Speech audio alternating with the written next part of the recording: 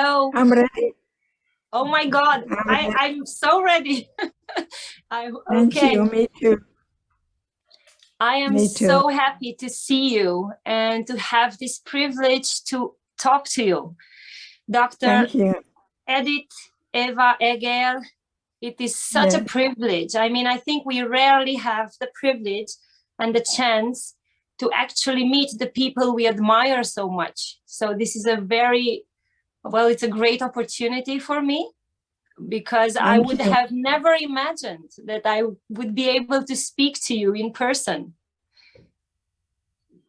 I am so glad that it's happening, and I'm very happy to be also near you in Hungary, because Romanians and Hungarians were always teasing each other. Both are ready to sell their mother, except the Romanian delivers. Did you hear that one? Or the Hungarian delivers, yeah. So let's see how there's true. Yeah. There are a lot of jokes between Romanians and Hungarians, but here in Timișoara, actually, it is a place where we live together in peace and harmony, and we have very good relationships. So it's okay. Personally, I am Hungarian, a little bit of me, so it's okay. We are all of that in this part of the country. I used to go to Debrecen, and that was near Romania. I used to spend summers there, going to the forest, beautiful forest that I remember. I always loved the Hungarian salami.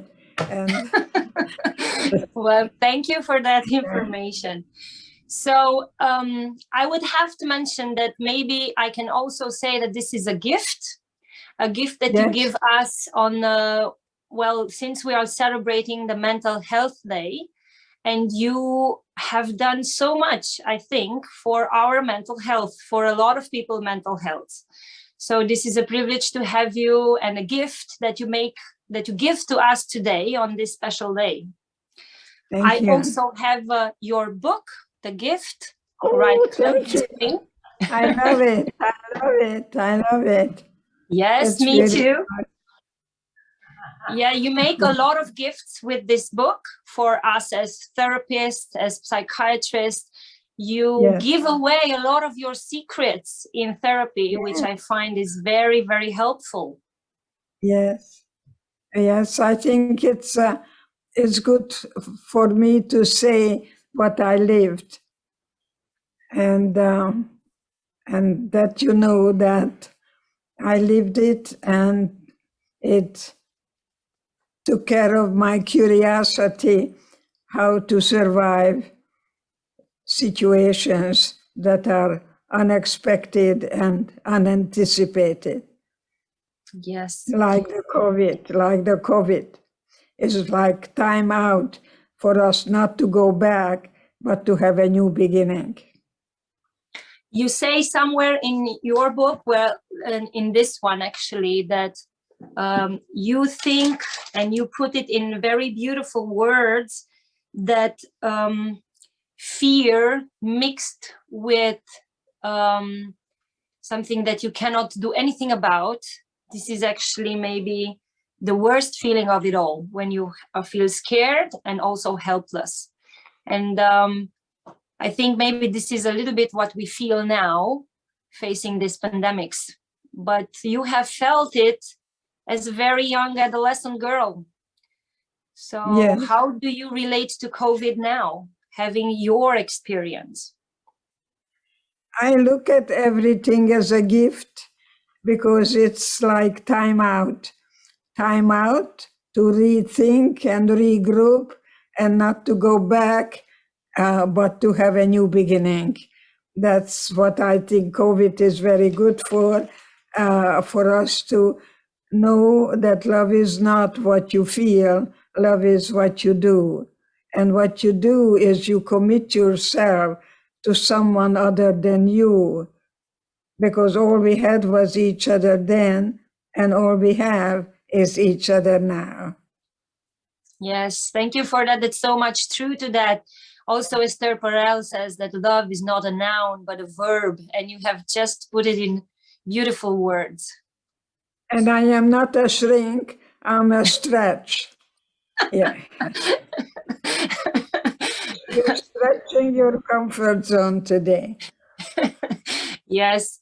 Okay, this is something I will keep. Okay, can I borrow that? You're beautiful. I love your hair. You're very chic. You're a professional. You're a Renaissance woman. In my book. Thank you so much. I wanted to ask you for a very long time, how did it feel to actually write this book, to put it in words, everything you lived? Many people asked me for many years to write a book, and my automatic response was, I have nothing to say. And then one day, I realized that many people told me that the people who survived and famous are all men. It's Elie Wiesel and Viktor Frankl, and they needed a female voice, and that I responded to. I think the book, The Choice, has a lot of tears. Every page has a lot of tears.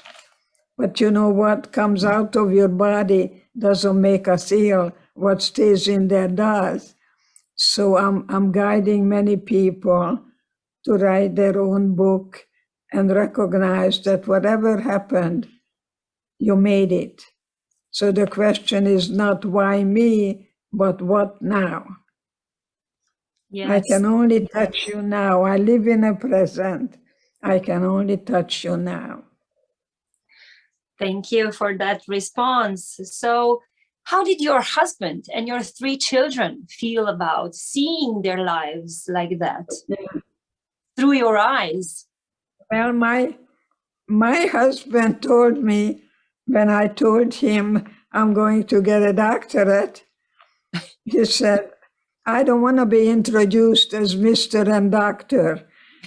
He was very threatened. But once I got my doctorate, he was carrying me around, carrying me around, my wife, the doctor. So I usually tell women, if you want to get your doctorate, don't ask your husband's permission. You just do what your soul is telling you to do. So I hope you're writing your book about how to be a Romanian Renaissance woman. Well, thank you. That's a very good advice. Yeah, I think we all want to write books sometimes. So this is why I was asking, when were you ready to actually put it in words? When did you feel like, yes, this is the time? Like you said, I think a lot of people told you to write it. And what made it, what was that moment when you said, okay, now it's the time, I'm going to do it? Because I began to listen to my voices. And that voice told me, Edie, if not now, when? Okay. I ended up being 90, and then after The Choice, people said, it's not very practical. You have to write a practical book. And that's how the second one, The Gift, came along. Well, I have to tell you. Yes, now please. I'm writing one with my daughter on recipes. And I made a Hungarian seke goulash. I don't know if you know that. Of course. It's lovely and it's good, and it's sauerkraut and sour cream and mashed potatoes, and that's what we had a couple of nights ago. And somebody came and had a little bit and then went back and took more because he loved the Hungarian food. Hungarian food comes from the Austro-Hungarian monarchy. So. Yes. Yes. So Yes, I only wish I could have one bit of a taste from what you are cooking. So yeah. I was thinking, I was so happy to have this interview, but I thought maybe if we have met in person and this pandemics wouldn't have been, I think the first thing I would have loved to do was to hug you. It's like when I read your book, like you said, this was the first thing I just wanted to hug you. And you said your book is not practical, but what I wanted to say is that the choice is the first book I recommend in therapy. Mostly when my patient asks me, okay, how long will it take? I mean, when will it be over? When will my past stop, determining, or not so much determining, but influencing my life? And then I give them your book. Because and then when past is in the present. So it's very important to hold your hand, and we take a journey and revisit the places where we've been and relive that experience, and then we make the change. Forgiveness doesn't happen until you go through the rage. Don't cover garlic with chocolate. It doesn't taste good. Or paprika, for that matter. It's very important for us to listen to our inner voices, our dialogue, and think about our thinking, because what we think, we create. And get rid of two words, always and never. I'm never going to find a good man, women tell me. And I say, well, that's true. If you talk like that, you're going to attract someone who is not going to be the one. But why don't we change and say and instead of yes, but? Yes, very good instrument. And to remember, I really loved in The Gift, which I have read just not long ago, like you said, to live in the present. I loved your exercise where you describe it with a patient where she has to relive what she had, a memory from her when she was 3. And then and she would have to leave the kitchen of her childhood and, her adult self taking care of the small child. And then when you took her back, you took her to her kitchen from her current life. So this is how you make the connection to the present. Yeah. So I thought that it was a very nice instrument. People don't come to me, they're sent to me. Everybody comes, and actually my patients are my teachers. They teach me sometimes not what to do, but what not to do. And be very careful before I say anything and see what is my goal, where am I going with that? Because when you have a goal, you also have to be careful what you're focusing on. And what you're focusing will be hopefully in alignment to get you closer to the goal. I like to call it an arrow that you follow, an arrow.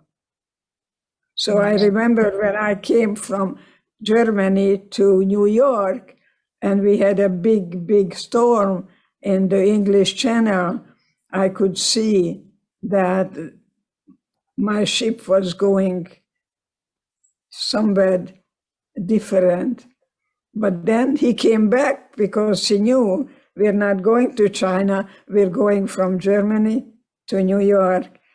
And sometimes that's why it's important for me to send you this and how not to be a victim or the victimizer, but to be a survivor. Thank you so much. Please do. Yeah, we'll send it to you. So are you married? Yes, I am married. And I can really connect to your story with the doctor, but I am a psychiatrist, I'm a doctor, and my husband is a psychologist, and we have a practice together. And usually when people come, they say, I want to speak to the doctor, and they address to the men. Always. I used to work in a military hospital, and it's a Dr. Eger, and people would say, I'm looking for the doctor. And I said, Samoa, that's me. That's me. Well, congratulations. But you're not competing, you are cooperating. You're stronger. Sometimes we're competing. It's not a good thing, but sometimes we are. I have to confess. Well, as long as you are both winners and that you are stronger with each other than you alone and him alone. Yes, thank you. So you wrote something that really touched me in the gift, and it was, violence leaves you in a long and horrible wait. And this is a mental health day. We have a lot of violence, unfortunately, especially against women, also children. And I was thinking, what do you say to the women who just cannot get out of it? I think women are brainwashed by men, make the woman feel that she is nothing without him. And even when he touches her and she leaves, she comes back. Anywhere from 7 to 15 times, I counted it, because he makes her believe that she'll not ever make it on her own, that she needs him. And then, unfortunately, it happens. One time I was working very hard with the woman to take the child and go home to her parents. So I was succeeding. 3 weeks later, he called her. I miss you, my darling. I'm never gonna touch you again. And she comes. That was in Texas. And so gets in a car with him, and they stop at a gas station, and she goes to the bathroom, and he took off with the child and left her alone at the gas station. So you got to be very carefully looking at that they are males, a lot of males, but that doesn't mean they are men. A man is responsible. A man will protect you. A man will look at you in a way that you can trust and have faith. People tell me, I believe, but I don't care about what you believe. I want you to show me what kind of life you lead as a man. As a man, and a man will not ever put his hand on a woman. That's not a man's behavior. A child, yes. Blaming, children blame. Adults, no. Adults still have the temptation, but it doesn't mean they act upon it. So I think there is a big difference being a healthy adult and a healthy, people ask me, did you love your husband? And I said, I was very skinny, I was very lonely, and I was mostly very hungry. And this man bought me Hungarian salami, so I married him. And then they say, but you went back to him. I said, no, I didn't go back. I was a woman to a man, not a child to a parent and a parent to a child. So I like negotiation. I like give and take and tolerating differences very much.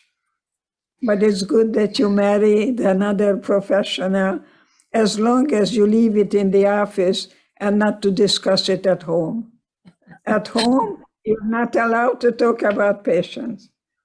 Yes, we do have that rule. I mean, it's also about confidentiality, and I think it's better. Yes, true. We talk about books, though. So I was wondering, do you recommend books when you do therapy? And if you do, I would really like to know which ones. I have a little book that I highly recommend, and it's called The 4 Agreements. Okay. It's a little book by a psychiatrist from Mexico. I remember 2 things that he says: not to take things personally and not to assume. The other 2, that's not coming to me. It's a very small book. You can read it in an hour, and it's very wise. I like to be wise, not smart. And that comes with age, and I like that. I don't ask anyone, how are you? I think it's the stupidest question. How are you? Fine. And they're not fine. So next time I say, gee, it's good to see you, I missed you. I don't get into, people are hearing, but they're not listening. So I like the idea of make a statement rather than asking a question. Okay, so I am going to ask you a question. So I would really like to think, well, how do you think about your life now? Do you feel healed? My life? Do you feel healed? I am in a process of becoming. I have yet to arrive. I climbed the mountain. I just came back from a weekend in Arizona, and I looked at the mountains and I felt life is about climbing the mountain and slip and climb and slip and climb, and I never stopped climbing. I have yet to arrive. Well, that's a beautiful answer. I live in a present, and I think young, but not young and foolish. Okay, so I know that you've met Viktor Frankl. So I really loved his books actually, but Man's Search for Meaning, I think, is one of the books I recommend in therapy sometimes.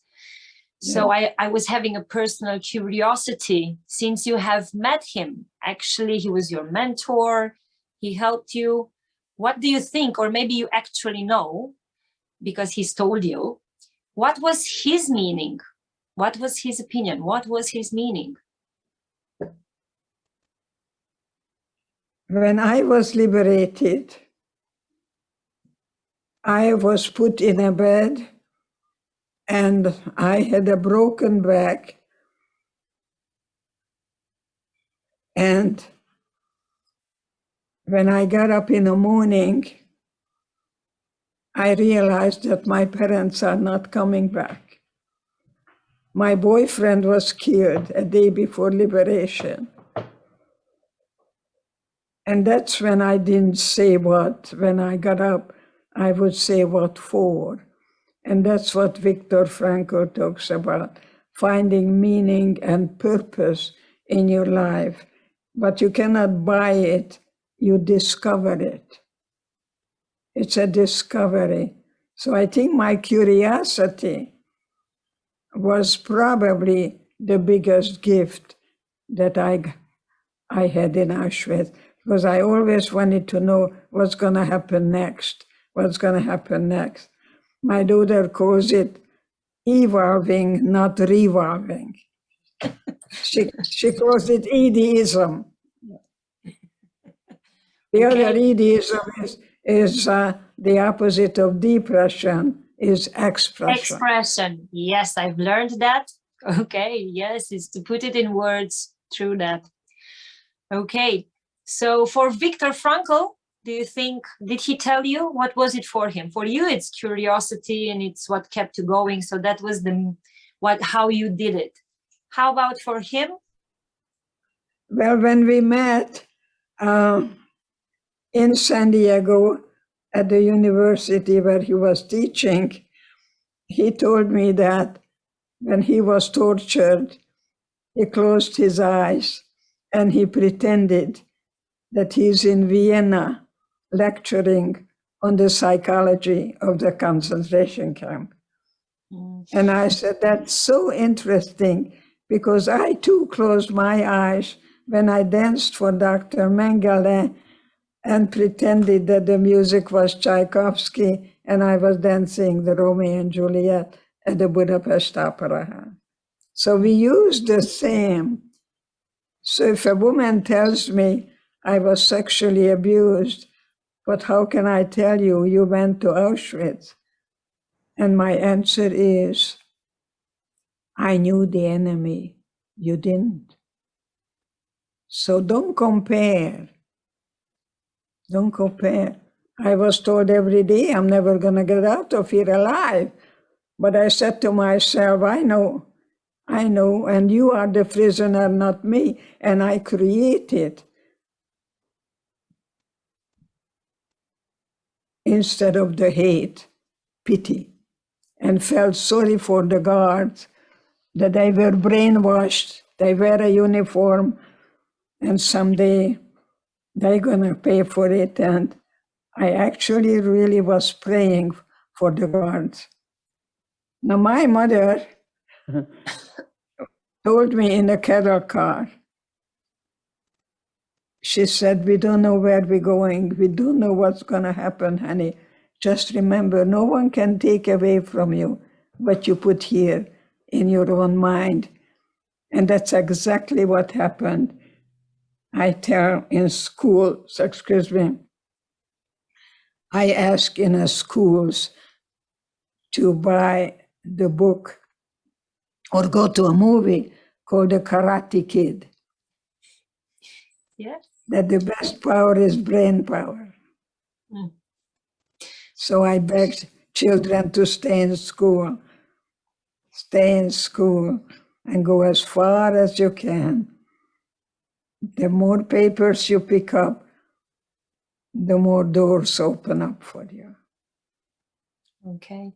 So the part where you were actually also, I mean, I quite know now that you are extremely intelligent and bright, but your mother also, you know, you told us in your book, she kind of gave you this kind of recognition that you are the smart one, but it came with a negative part, let's say, that she put in words that followed you throughout your life. Tell what it was. She told me very seriously, I'm glad you have brains because you have no looks. So I became the smart one, and my sister Magda was the pretty one, the beautiful one, and Clara was the child prodigy in violin. So my mother sent me to a ballet school, and that's how I began to dance and become a gymnast as well. So when I danced for Dr. Mengele, I did the high kick and I did a split. So I combined, and he gave me a piece of bread, and instead of eating it, I looked at the girls and I climbed up and I shared the bread with them. See, that was very important, to cooperate, not dominate or compete, because all we had was each other then. And all we have is each other now. We're humans. We're not superhuman or subhuman. In German, you know, we talk about the Übermensch and the Untermensch, and you, I don't know what you're doing, but I'm on the faculty at the UCSD Medical School, and now we have the third year psychiatric residents, and they don't medicate grief. It's not clinical depression. Yes. So, you find in the book that I had a doctor and he was self-medicating. And then he called me months later. He said, Edie, I never forget what you told me. And I said, what did I tell you? And he said, you said there was no Prozac in Auschwitz. Yes. So you discover not to wait for someone to come and liberate you, not From to wait outside. for someone to make you happy, that life is from the inside out. Okay. Make yourself happy rather than wait for someone. And that's when you become a whole person and take life very seriously. Because so actually life is just one day.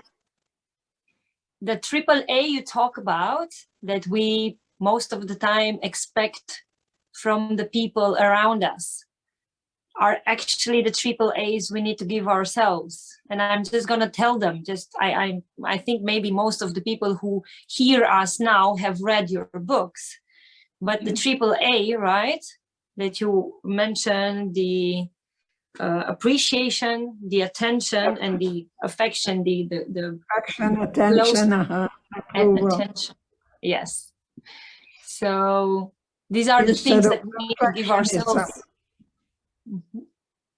Perfectionism will be followed by procrastination.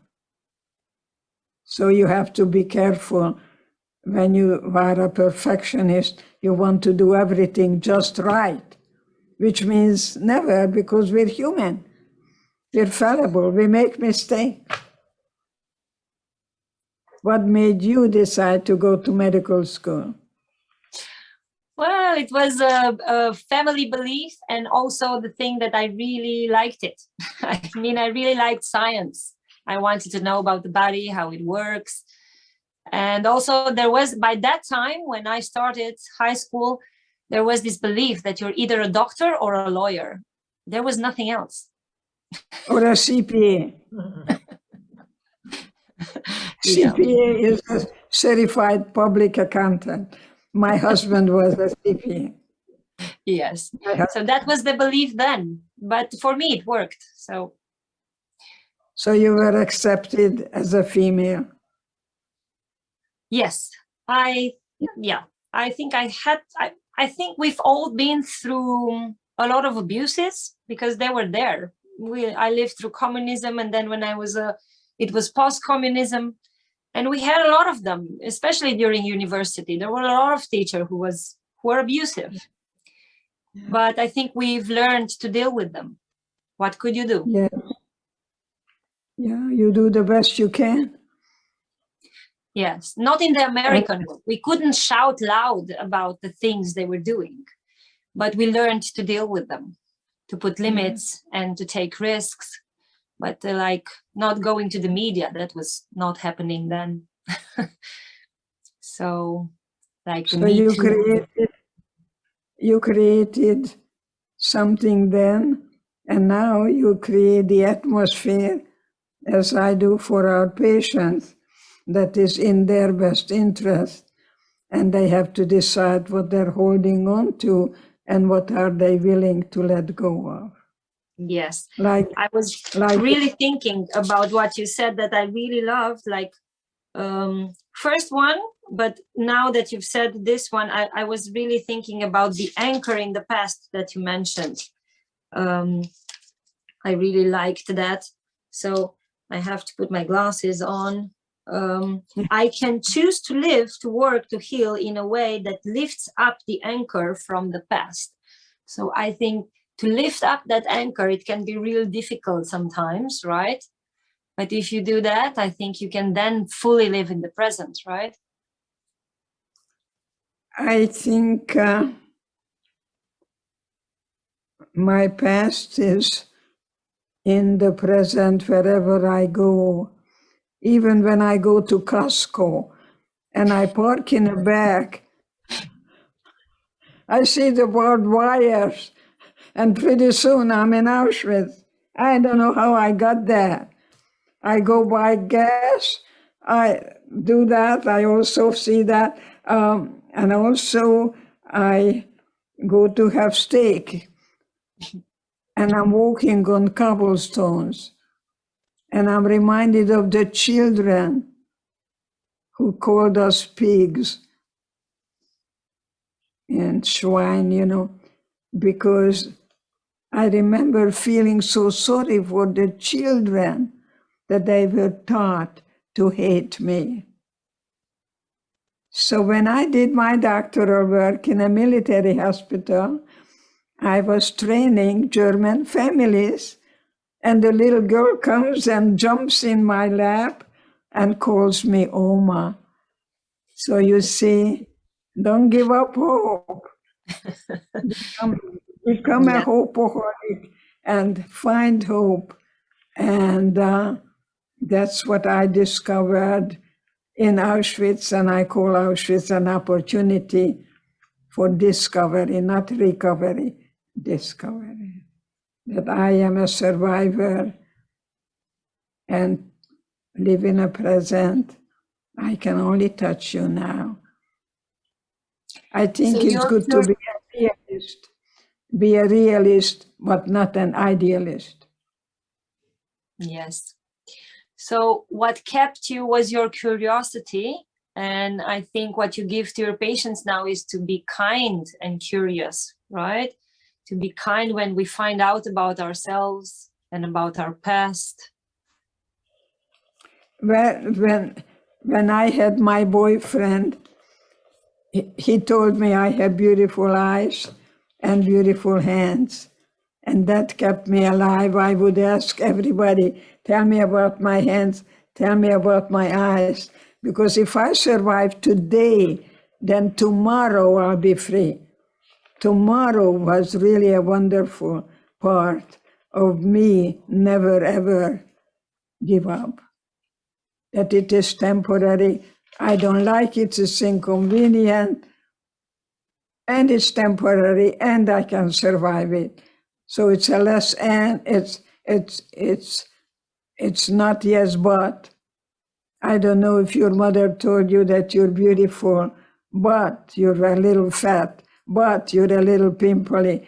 And that takes care of the but, you know, and you don't hear that anymore, how beautiful you are.